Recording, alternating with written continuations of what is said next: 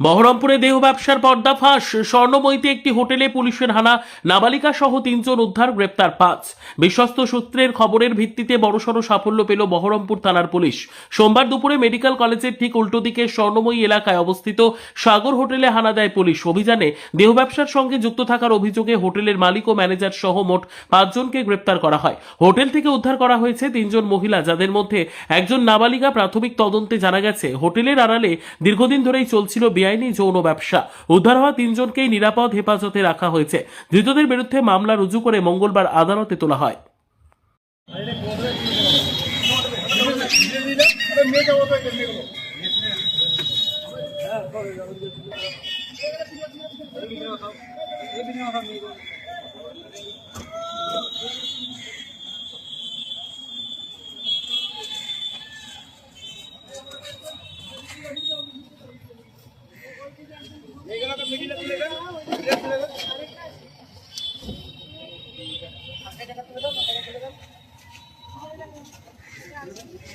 একদম তুলে দাও না।